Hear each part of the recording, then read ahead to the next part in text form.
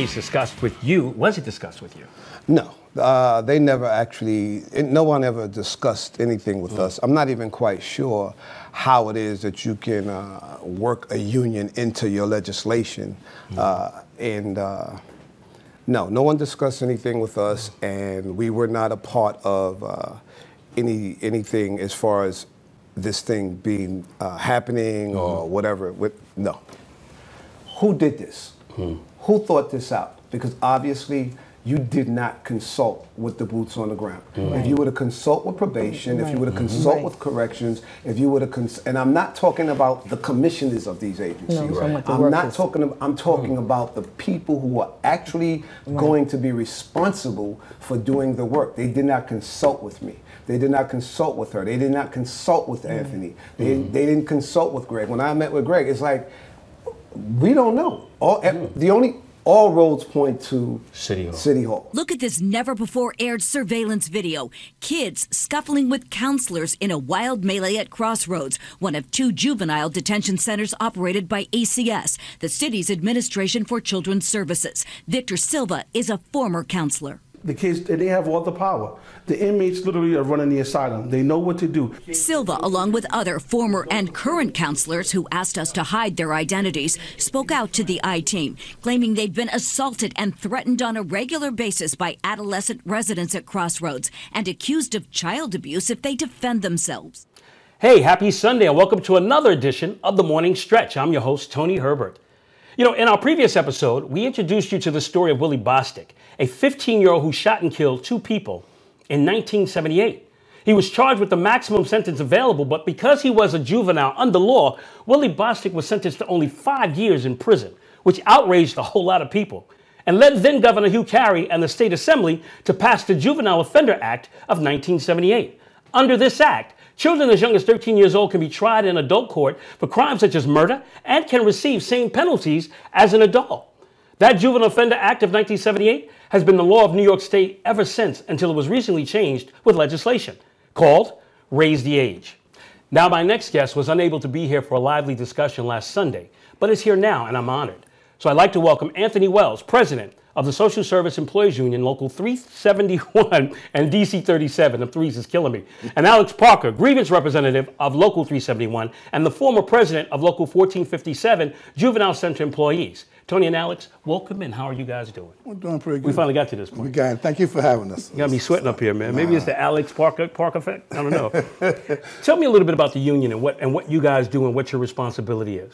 So we represent over 19,000 social service professionals in every mayoral agency, including health and hospitals, every mayor's office, borough presidents, and we provide social services for New York City, including in the juvenile justice facilities.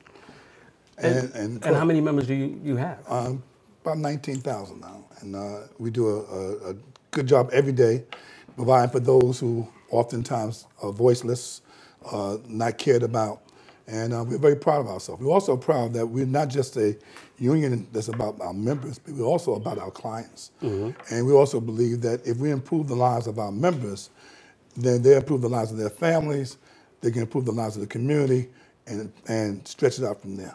Now, I understand you have extensive knowledge with regards to this whole Willie Bostick story. Tell us a little bit about your integration with that. Well, just by chance, I actually started in Spofford Juvenile Center in 1980. So I understand where the law came from. I was a part of that. Well, I was a caseworker in the juvenile justice system. Actually, I was one of the first caseworkers hired by the Department of Juvenile Justice. It was a knee-jerk reaction, an unfair reaction to one young man who committed a crime, and when they asked him about it, why did he do this? I believe his answer was, I wanted to see how it felt to kill people. And then we got this overreaction that has had a negative impact on the youth in this state for over 39 years. So the change is an appropriate change, and its time has been overdue. We should not treat the juveniles as adults, and then when we need to treat them as adults, we say, no, they're kids. So it has to be a change, and we welcome the change. Raise the age, time has come. Okay. Now, Here's something I asked Elias Hussamadeen, who was with us last week. We asked the president of the Corrections Officer Benevolent Association and Dalvin K. Powell, president of the United Probations Officers. We asked them a simple question, and it was based around the thought process that where do you stand on raise the age, and how is that beneficial to you, or does it hurt you? No, we're in support of raise the age. It's not about being beneficial to us. It's about providing a service to the young people who is intended to help. Right. So it doesn't hurt us. In fact, we are going to be a part of that, because when they come over to ACS, our members will be the ones providing the care and the security for this population. So we're definitely in favor of raise the age. Like I said earlier, this time has come. It's long overdue. But we want to do it correctly. Right. And that's the issue. See, and that was our question, because we were concerned that this wasn't being done. It's just being fast-tracked. And by being fast-tracked, there are components that weren't being applied that would make it a safe transition for a lot of people. How do you speak to that? Well, in the beginning, when it was formulating the legislation, there were stakeholders like the workers and the unions who were not involved in that process. And in its early implementation of the planning of it, all the stakeholders were not at the table. Right. And so you can't do this correctly without the people who do the work, without correctional officers and the probation officers and our members who provide this service every day. I always say the people who are the experts are the people doing the work. And so that wasn't happening in the beginning. And when they created it, it created an unreal expectation that this could be done in a year. If they had spoken to some of the stakeholders we mentioned, the correctional officer, probation, 371, they would have known that you need more than a year to do this correctly, to have the optimum effect. You don't want to just throw us together and say, okay, we moved the kids and we did it in a year and life changes overnight. It's not how this process works. It doesn't work that way. Alex, can this get done in October? I'm cautiously optimistic, because the children or the adolescent offenders and the members that we represent are going to be in that situation, whether the politicians get it together or not. And so it is imperative that this transition goes as smooth and as effective as possible, because people's lives are in the balance. Now, what is this thought process about them wanting to have? Now, I know in Crossroads and Horizon, which is the facilities you guys have your members in, I know that they have ACS police. What's the thought process with this being said that corrections officers are now going to be coming over there? Because Elias said that's not happening. Well, here's the problem. So they have an October 1st date. We just settled on creating a new title. So they need time to ramp up. Because this date, so they had to meet this date, because the law says they have no choice. So in order to do this, under this plan, they had to create a plan to do it. So they want to actually create, in my mind, a mini Rikers at Horizon, because they want to bring over all DOC personnel, including the correctional officers, and have them run Horizons where they're going to house the 17-year-olds until up to 2 years till they get up full ramp to run. That's the problem, okay? So in this change, they're not ready. So it's not about, ACS has police, they have security, but that's not their primary job. The primary job of to provide security as well as the development of these young people now belongs to the Youth Development Specialist, which is a successive title to the Juvenile Counselor title. Okay, our experience has been one of dealing with this population throughout like I said, for 39 years. And the expertise lies there. So that's what it is. And the state and the city have gone back and forth about, well, we don't need extra time. We're not going to give you extra time. And at the end of the day, it's about these kids. It's about giving them a chance, creating a program that addresses their needs, provides safety for the kids and for our members. That's what I was going to ask. I mean, with regards to the safety for the members themselves, because these adolescents or juveniles that are coming from Rikers are not coming over there, from Shangri-La Valley. They're coming over there and they're violent. How do your members handle that? Well, we're going to handle it hopefully by an improved security system in terms of how to deal with incidents. I don't want to paint this broad brush that all these kids are violent. That's like a monster population. I'm not going to do that. But there are going to be instances that we have to address. Right. Okay. And they're not going to change. I agree. They're not going to change overnight. You don't go from Rikers to Camp Boogaloo the next day. So we want to transition the whole philosophy, the whole atmosphere. But that doesn't happen overnight. Right. So that's part of the problem. So those kind of discussions have not been held long enough. have not been completed. There are still policies that have been addressed.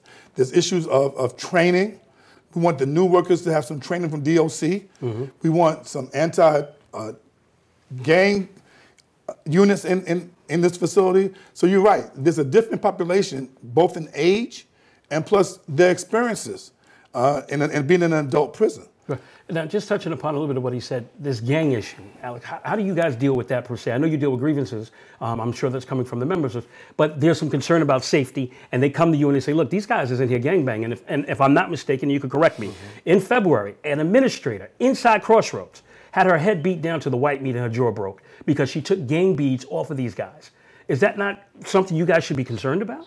We're always concerned about safety. Right. And this population and this new raise the age law is going to bring about a different way of doing business. We've never done it before. Okay. So it's very difficult to be 3-4 months out and pretty much say, this is how it's going to look.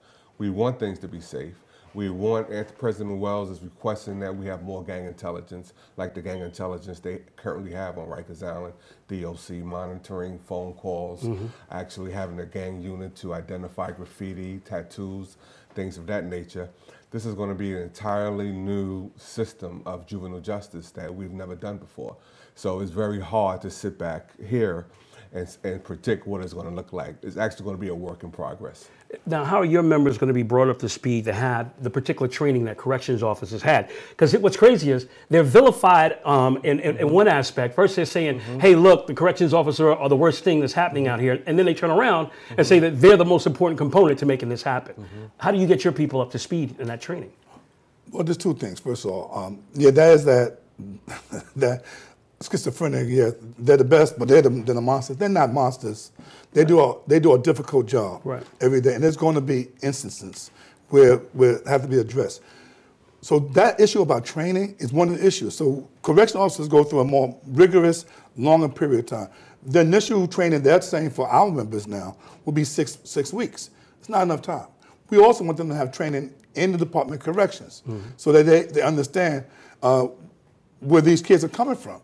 And they dealt with different policies, different reactions, different levels of security that we don't have or may not have. So these are some of the issues we're talking about. There's some other issues, Tony, also.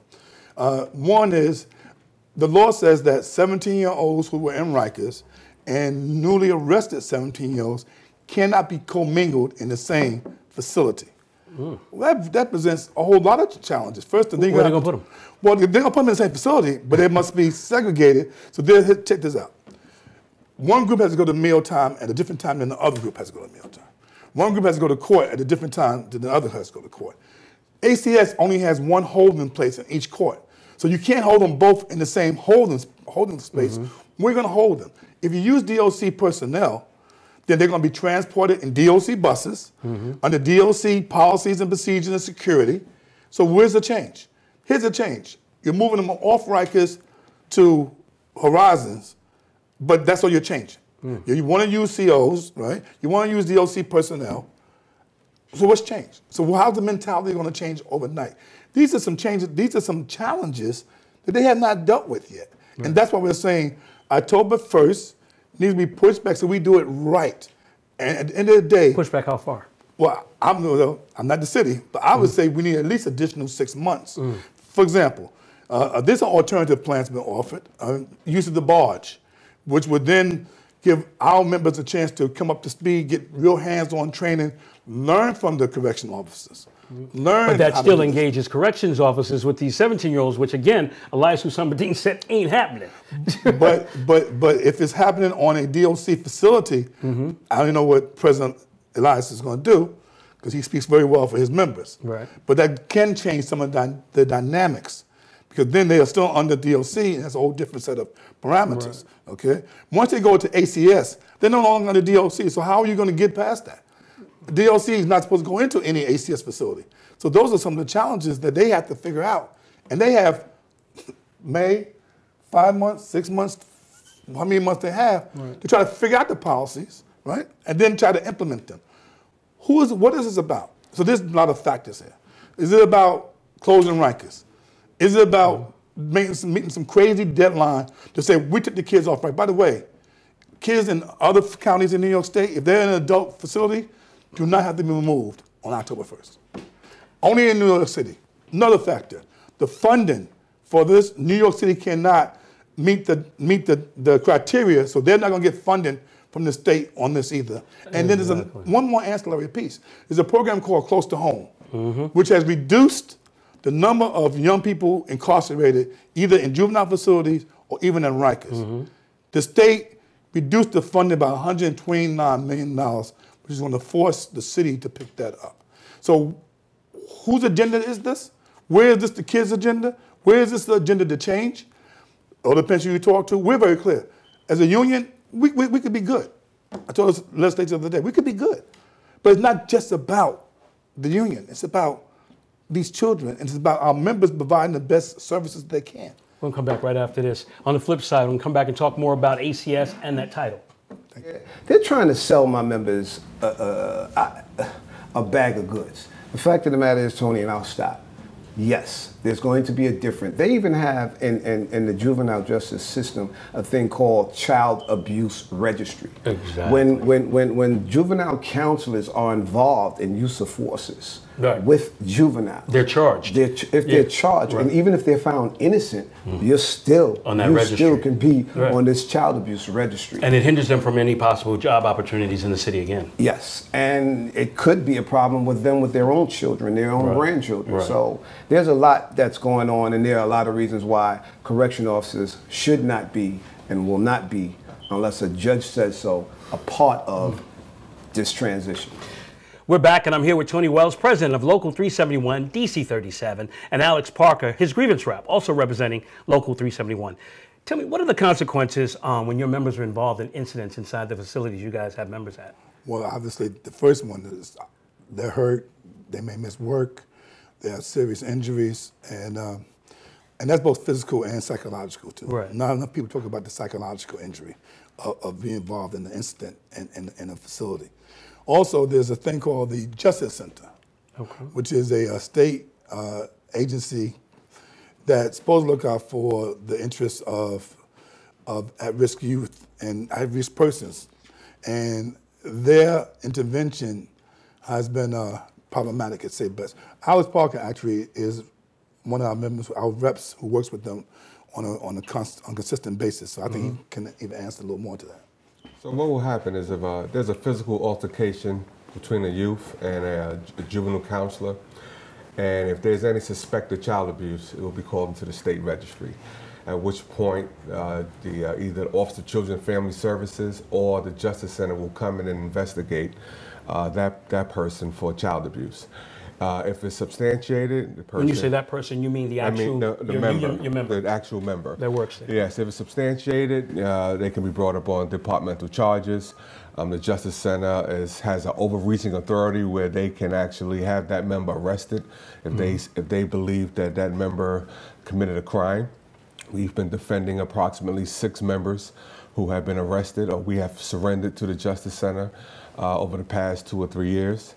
And, you know, it plays on the psyche of the juvenile counselor. Well, how does that affect them with their family and then having the ability to get a job later on if they're being charged with child abuse? Well, currently, there are 4 categories. The first one is the do not hire category. If it's substantiated and they're put on and they receive a category 1, they will have a very difficult time getting a job in child care.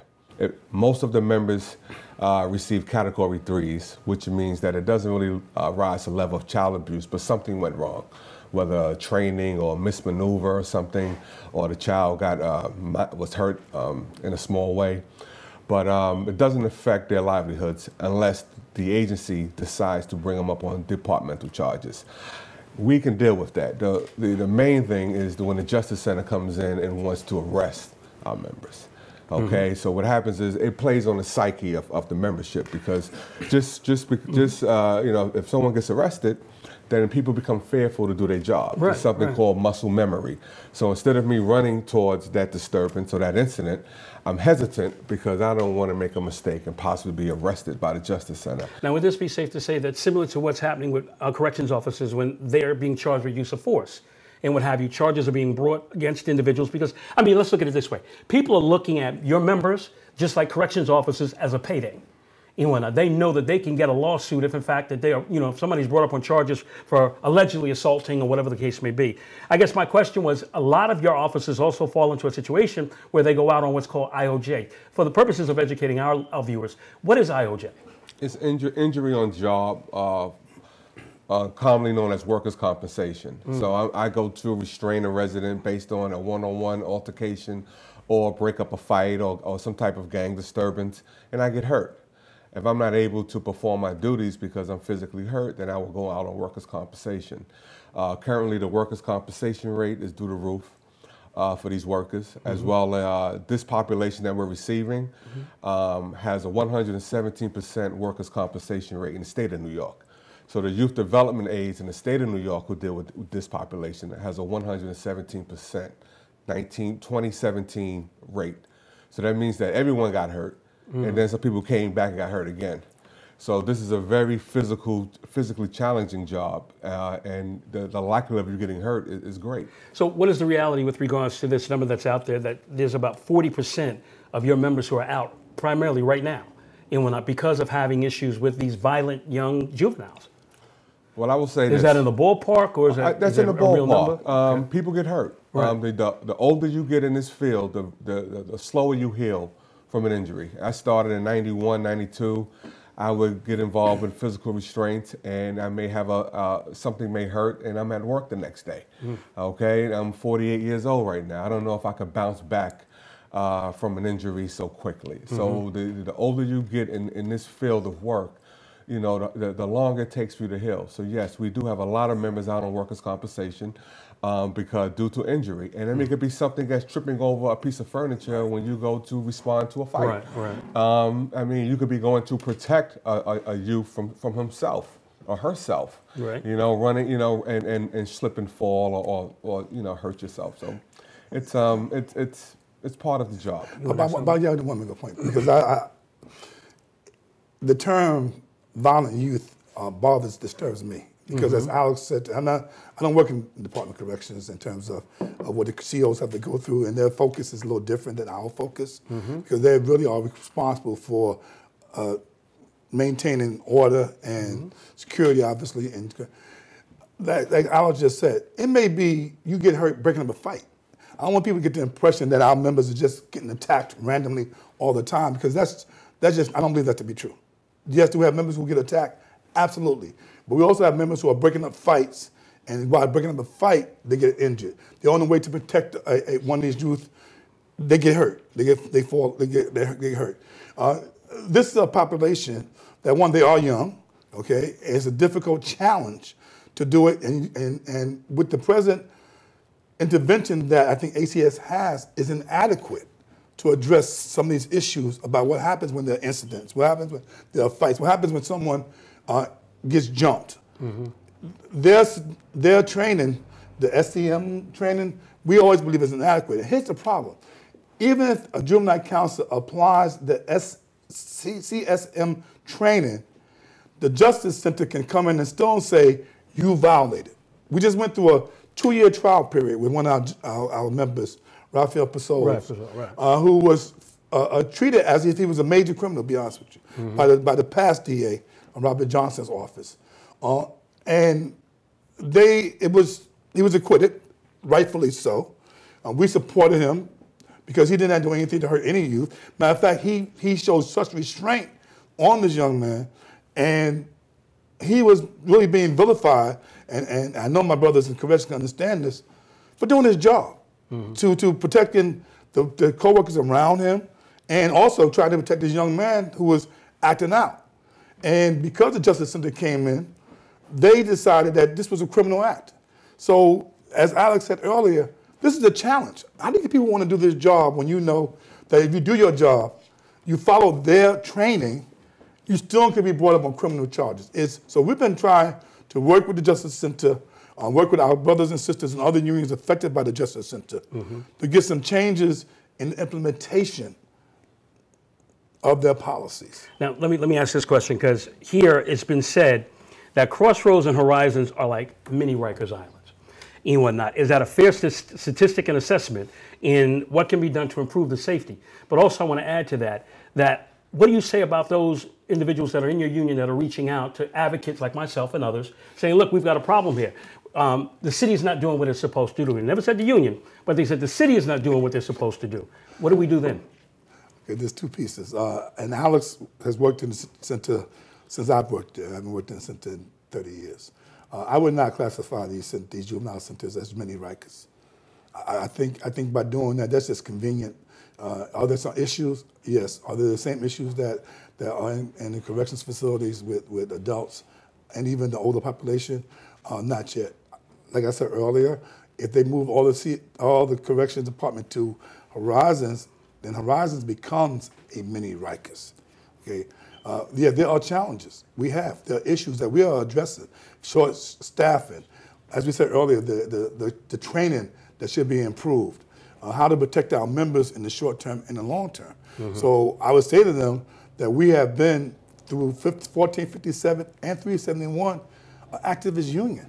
You know, we listen to our members. If they come to us with issues, we address those issues. We feel confident that we can even get some regress, but we have to work together as a union, as members in the union, but once again also as a community. Okay? Mm-hmm. I don't want to let that point get pushed over. We care about the services we provide.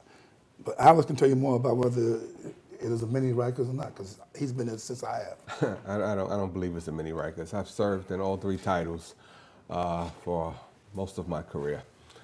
I left as a tour commander. There are certain things that you can do to prevent children from controlling that environment. But wait, it's being said that the juveniles have the key to the cells or the dorm rooms or whatever the case may be, and they're running Crossroads and Horizon. Really? How do you speak to that? I reject that. And if any kids have the key so tell us what they are so we can get them back and tell us and who gave it to them. You might want to look at D-Hall, but go ahead. Not a problem. No problem. We'll look at D-Hall going to be looked at. A lot of the older, more experienced juvenile counselors are retiring, as you can imagine. Right. They didn't sign up to work with 16 to 17-year-olds, and they don't want to do it. And in this environment, knowledge is passed down.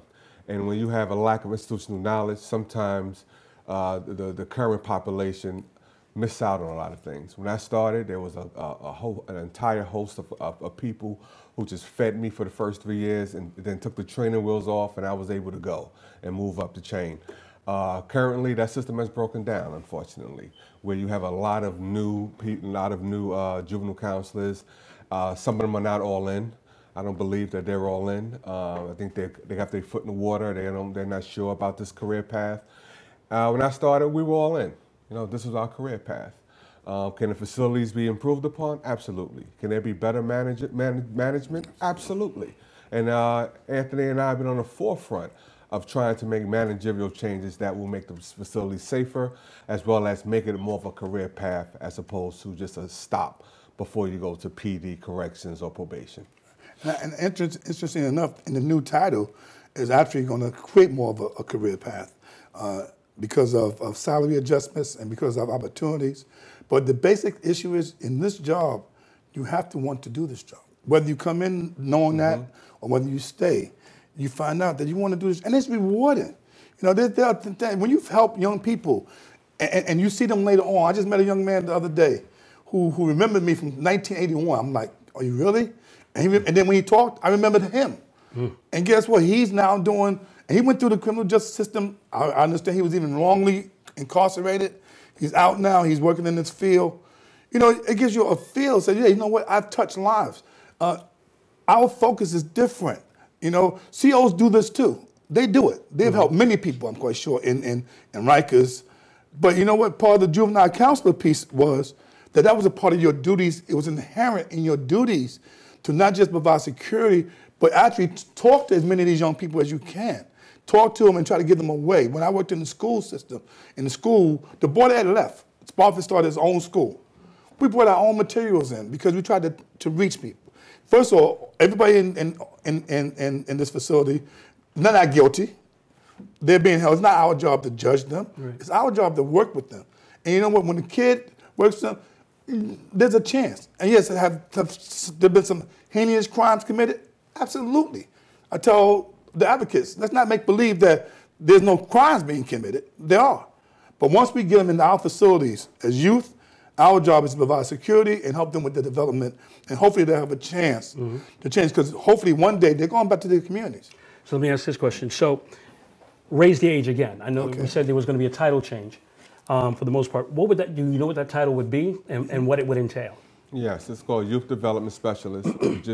We're in the process of negotiating the specifics of the title, but we completed the salary portion. Like President Wells said, it has a STEP program in it so that we were able to retain people. This job is very tough, so people they go through the training, they put their key in the door, and they say, this isn't for me, and they leave. And so that counselor who's crying out to the union and maybe crying out to you is probably working multiple shifts. And we're attempted to put something in place to create a career path so that these people stay and they just stay all in. It's going to mirror what the juvenile counselors is already doing in terms of the counseling and the programming, and also there's a physical component at any moment. That's always the case, where you have to physically restrain residents or adolescents, or break up fights, or save kids from themselves. We have children who are in the system who harm themselves, and you have to sometimes restrain them, from hurting themselves. Now, you brought up a good point with regards to the adolescents. There are 13 and 17-year-olds now being mixed. No, does that make sense? That's incorrect. Okay. Okay. So well, there are 13, 14-year-olds inside Crossroads now. Am I not mistaken? Yes. Okay. So how does that work if they're going to put them in the same building? So the plan is that the Horizon Juvenile Center will close very shortly, and they will bring the juvenile delinquents and the juvenile offenders to Crossroads, and that will just be the JD side of juvenile justice. The adolescent offenders, those individuals from Rikers Island and those individuals who will be arrested after October 1st will go to Horizon. And like President Wells was saying, the two populations of adolescent offenders, according to the law, cannot mix. And that is going to present the challenge. Okay, so the Rikers Island kids, the city's plan is for those kids to age out, okay, and give the youth development specialists an opportunity to create a new system. What's the age out number? In terms of, let's say they're 17 now. But don't they fall back into your custody if let's say my mother or my father don't want me to come home, and because I'm this bad kid, doesn't that fall back into your hands again in ACS, and it goes back to your social workers to have to deal with that? Because they have to have some place to go. Well, you bring up a good point. First of all, oftentimes these kids come from the same track.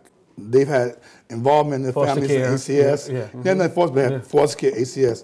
So if he comes back as a foster care child, our ACS people, not the detention piece, will address that. But you know what? There's also 18 out. You can't be 21-year-old and be in the ACS system. Now, there may be some exceptions to the rule from people mentally challenged, people physically challenged, young people, but they're going to age out at one point. Well, maybe I got the wrong information, because I understood that they can go to, what's that center? The Children's Center. The Children's Center up to like 23 years old. Oh, that's something I heard. No, that's incorrect? That's incorrect. Okay. Have there been 22-year-olds in the Children's Center? The answer is yes. Okay. Have there been there, but there's a policy? No, a 23-year-old just can't say, I'm 23 years old, help me. My mama, no, you become an adult. Unless there's special circumstances. Now, everybody knows there's all kind of holes and cracks. But as a matter of process and policy, no. And I had this discussion because part of the responsibilities in the new title said if you had experience dealing with 16 to 24-year-olds, you were qualified. So I clarified that. And the response I got from the agency was, no, we're not doing that. And we would challenge that. So once again, they're going to age out. They're not going to be held in the juvenile facility for the most part past 18. Will a 19-year-old be there? I've been around a long time. Of course it's going to happen. So in a nutshell, with all these unique challenges that's ahead of you guys, what does the union do at this point? I mean, if there's a message you want to get out there about the union and how you're with your members and what's going on with this raised age, what's that message? The message is very clear. If you want to do it correctly, move October 1st back. Right. Will they do something October 1st? Yes. Right now, it seems the least adversarial plan is to use the barge into interim. That's the most, I think, plan with people can wrap their hands around. Also, you got to have more space for probation officers, because they're going to be a crucial part of this. The court system is a crucial part of this. What we're saying is raise the age is good. We all support it. But we want it done the correct way. Right. Okay, we want to take the part. I don't really care about the politics, to be honest with you. I don't care about the city's position or the state's position on this if it has an adverse effect on these young people. We want to create a safe environment for our members, for the residents we serve. And the way you do that is plan appropriately. Give adequate time for hiring. They got to hire. They got to vet these people. Okay, they got to vet them. Then what about attrition in the hiring? Suppose they hire 50 new counselors and 15 say, hey, this ain't really for me. Then you got to double your hiring. So these kind of decisions have to be dealt with. Policy on security.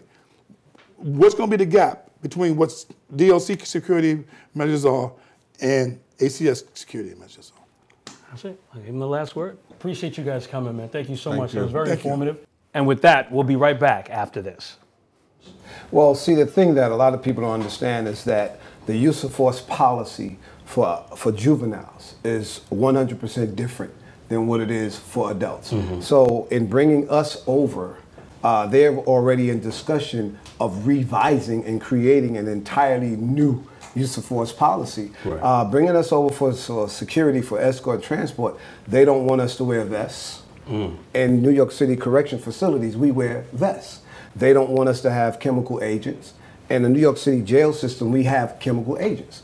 They don't want us in transporting the 16 to 17-year-olds to have a weapon. Well, when we transport inmates throughout this city and throughout this state, we do so with weapons. So it's going to, again, expose my members to something that worse than what we already have now in the New York City jail system. Let's change direction a little bit right now. I want to talk some more about politics here in the city. I'm now joined by political consultant Leticia Romero, who's here to talk about the political climate in the city and probably one of the most significant political minds I know to be in the city.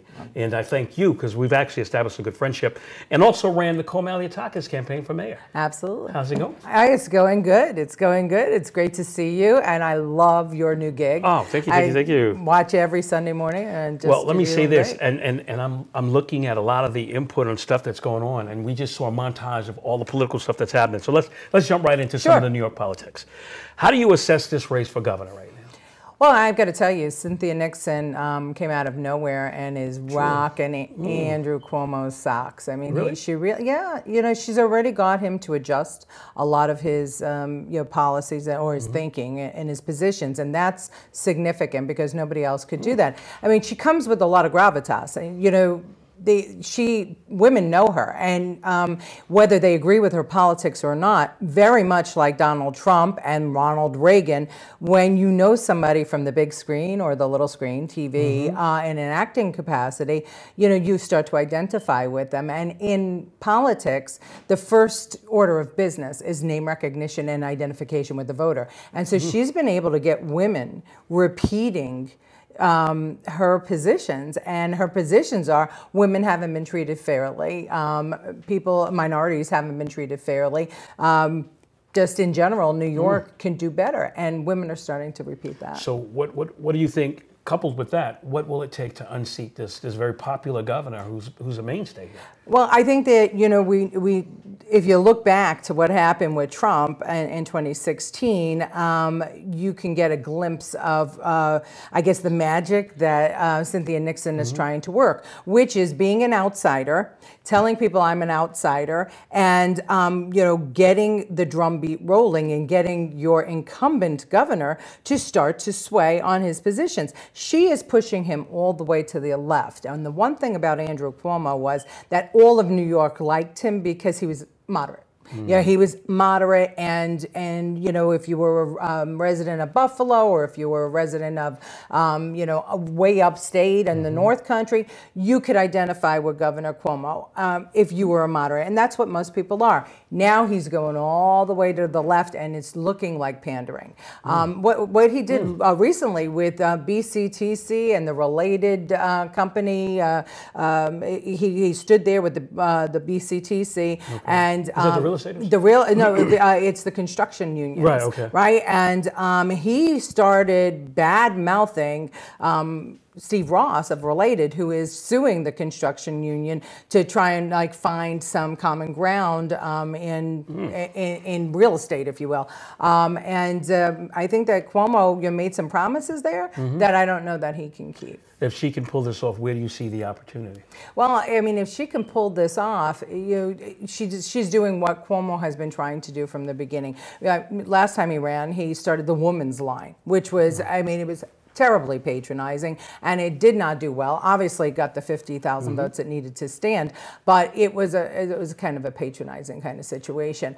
I think that if she continues the way she is, and if people believe that she can govern, and I think we're seeing more and more people saying she can govern, I think she has an opportunity here to unseat him, and then she'll face Mark Molinaro in the Republican Democrat in the general election. And I don't know. I mean, I'm not going to say that the Democrats are definitely going to lose this state, but the times are so tumultuous, and people don't, they don't like the regular politician anymore. They don't like their elected officials. They don't trust them. So, here's Mark Molinaro, who is, he's an elected official, but of a small county, who has some really great ideas and who has moderate thoughts. Who knows what can happen in this state? We're caught up now in this whole atmosphere of the Me Too movement. Yeah. How does a male candidate now run in this atmosphere? I got to tell you, guys are screwed. Yeah, absolutely. We talked about that earlier. It's absolutely ridiculous. Could you imagine ever? I mean, yes, I grew up. My father told me women can do everything and anything, and I believe that, and that's why I'm sitting here today.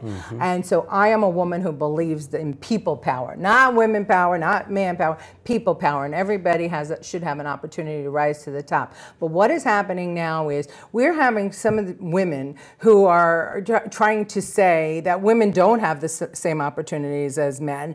And as a matter of fact, in my opinion, this whole Me Too thing, it is, women are crying about things that have happened years ago, right? And a man was aggressive, a man made a pass, a man was, whatever. Well, if it was really upsetting to you at the time, then you should have come forward at the time. You don't wait until all this time later and then jump on the bandwagon. And any woman who is saying, oh, this is great for women because we're now going to have equality is, I think, just absolutely wrong, and I think it's a big, big mistake. And so as far as the Me Too movement and men, you have to look for the rational people. Right. Yeah, and anybody that is going to say, oh, we need to have special things only for women needs to think of the other side of that. Special things just for men. Would anybody stand for that? Special things just for white people. So, in other words, if I was standing there saying, me as a male, and what have you, that we need to do this for all men, then that would make me a chauvinist. Right? That's right. It would make you a chauvinist. And there are some women out there that will say, well, the men dominated the world for all this time. It's about time we have our turn. But they still got to be held accountable. Yeah, everybody has to be held accountable. And I'm going to go so far as to say that if men dominated the world, it's because women let them. I mean, we all should be treated equally, and that's why I'm a Republican, because the Republican Party was the first party to back an African American for office, first party to back a woman for office. I mean, we were the ones that marched for the votes with the suffragettes. I mean, so I'll go to the end of this conversation by just saying this: people need to be real, and they need to be rational, and anything too much in one direction or another, no good. Speaking about being real, Eric Schneiderman, out as Attorney General now. Yeah.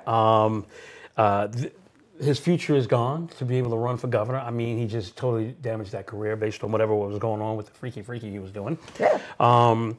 Letitia James, what do you see there? All right, so I have to be honest. Tish James is a friend, and so I love her, and I think that she would make an excellent attorney general. I think she's qualified. I think that. Why is she so? Well, I think that she is somebody who's practiced and understands, the law of the state. I think that she's done a pretty good job as a public advocate. I think that we should give her a chance to move forward. And I think that when she throws her hat in the ring, she's going to do some damage. There might be some of us that really have a concern about saying Tish was probably a great public advocate. There's been some political issues that she's actually did not come out on. She was very quiet when the mayor was doing whatever he's doing with regards to his selling off City Hall. So there might be some concerns there. Okay, I'm one of those people that believe that. No, and I get it, but I can tell you that the public advocate's position. I mean, you'd be great as a public advocate. I mean, we would love to see the Tony Herbert public advocate team. But I could tell you that up until then, look at what did De Blasio do with the office? Not much. What did Mark Green do with the office? Not much. They used it for stepping stones. I think Tish at least gets out in front of issues. She might not get out in front of every issue, but she's been vocal and she's been there. So I do think that it's a smart move for her to run for Attorney General. Should there be concerns that she may not go after corruption in the state government? I don't think so. I have to tell you that just knowing her personally, I know she has a moral compass. And I know she just needs the ability.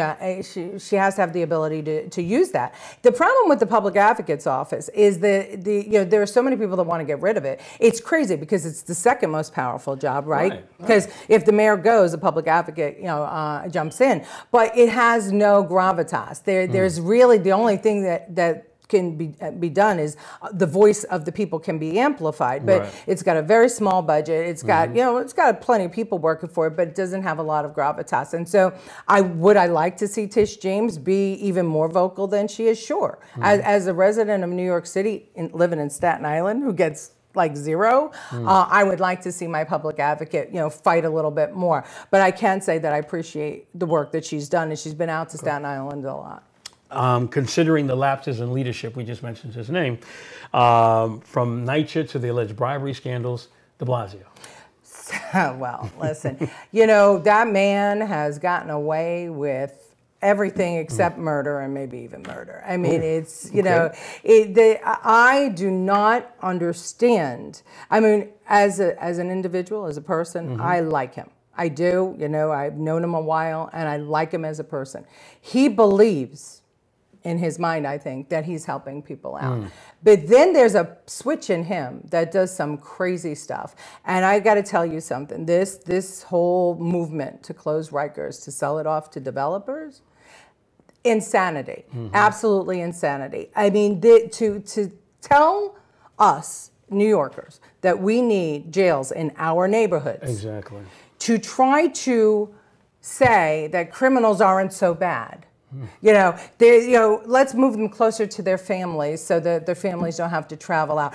Excuse me, no. The society is based upon people accepting a law and choosing to follow it. Because if we all decided not to follow any of his laws or anybody's laws, we'd have anarchy, we'd have chaos. Right. So you're trying to sugarcoat being a criminal and make it nice. What? It doesn't make sense. He criticized Bloomberg, and I was looking at an excerpt here, but it appears that he's doing exactly what Bloomberg did. He followed through with a lot of his policies, Vision Zero and some other things. What are your thoughts? Well, again, here, Vision Zero. So, what the problem with de Blasio is that he doesn't realize 5 boroughs are five separate boroughs, and they're all different. Okay, number one is, he has destroyed Staten Island and Queens with the Vision Zero stuff. Well, on his way to destroying Brooklyn, I could tell you that. That's right. I mean, these are neighborhoods that you're dependent on cars. But, and here's the interesting thing. They just announced that they're not going to prosecute people who are openly smoking pot and doing other things, other low-level crimes. Yet, we are going to up ticket fees. We're going to up fees for small businesses. Parking is what you're talking about. They're talking about changing that. Yeah, traffic tickets. We have cameras everywhere. Right. Speed cameras, red light cameras, bus lane cameras. So we're going to up the cost to pay a ticket. We're going to up the cost to pay for parking. We are going to give larger fines to small business owners who don't sweep in front of their streets. I mean, we're not allowing cabaret license. We're making things more difficult for small business owners all the way around. To me, this is the world gone upside down. If you don't make New York City a place to welcome business, where is your tax money going to come from? Speaking of big business, the New York City Council. How do you see the influence of the real estate industry on these politicals? Okay, so listen, the real estate drives New York City. Absolutely drives New York City, and every industry has their I guess, it makes their mark in New York City and can actually, ask politicians to do certain things. But there's nothing like the real estate industry. And when they turn on you or they support you, it makes a big difference in a race, and we saw that. But we have the mayor selling off playgrounds, parking lots, and prime real estate for $1 to these developers. And that is the sin of it, because he is telling the world, I am such a great guy. I'm for the underdog. I'm for the minority. I'm for the woman. I'm for the criminals. I'm supporting everybody.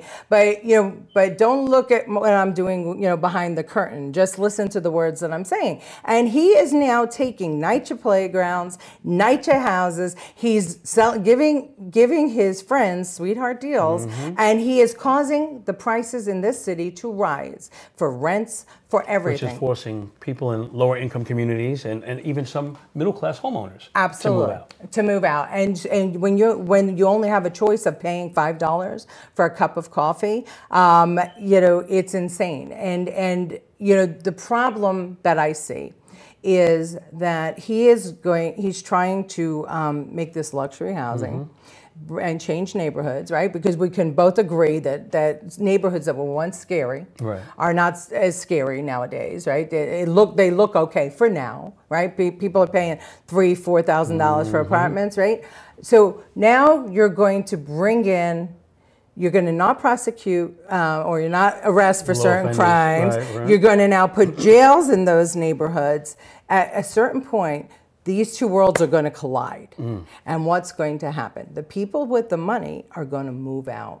They're going to move out. And everything that we're experiencing right now, which I think a lot has to do with Bloomberg and the policies that he laid down, before he left, I think that we're going to see in 10, 12 years a New York City that's going to look like Fort Apache, the Bronx. Wow.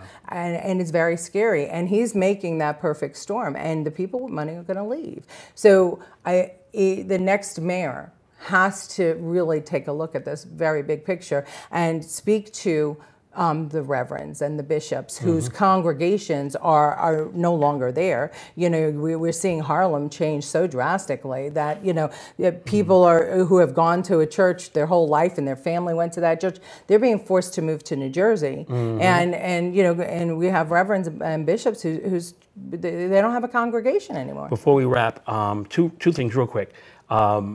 With regards to de Blasio using his wife as a proxy, we know that he has put her out there on some of the issues that he is probably setting her up to run. What are your thoughts on that real quick? Yeah, so let's not get it wrong. All right? De Blasio won with even less votes this time against Nicole Malliotakis than he did the first time around, which was the historically low number of votes. Okay, so yes, I agree with you. He's trying to set Charlene up to run for office, but the problem that we have here is that people don't want to vote anymore because they don't feel like their voice is impactful enough. And he's managed to do that by playing these shell games with people. The next people who choose to run for office need to keep in mind that, his policies are unpopular. Right. His policies are actually unpopular.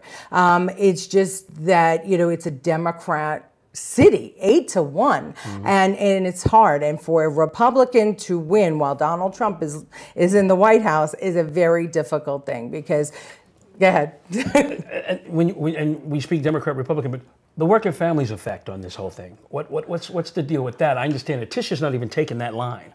Yeah, well, I see the Working Families Party has had a questionable past, right? So we know that, and it was formed to be, you know, the party of the unions, right? And unfortunately, all the unions are going with Cuomo. Yeah, the unions are now going. So that should tell you something, right? I mean, that's an interesting thing, you know, and that's a whole nother show, I think. But when you have all the unions going with, you know, one candidate, you have to question the union leaders, right? And you have to question, you know, what that elected, or what that candidate is promising these unions. And again, that candidate deliver everything to all the unions. So as far as the Working Families Party is concerned, I think it had a lot of hope when it started. But I think that we soon found out that there was some mishigas going on in the leadership there, and they weren't following all the rules. And I don't know that it's as impactful as it once was. I think that what we're going to see in upcoming elections is the non-affiliated voters becoming more and more of a voice in New York City. And you know, the Dem and Republican Party, I'd be interested to see what an independent candidate could do in this. You can always hear it straight from Letitia, I can tell you that much. Thank you so much for being here. My pleasure. I just learned a lot more today. This is what we do. We'll be back right after this with my rant.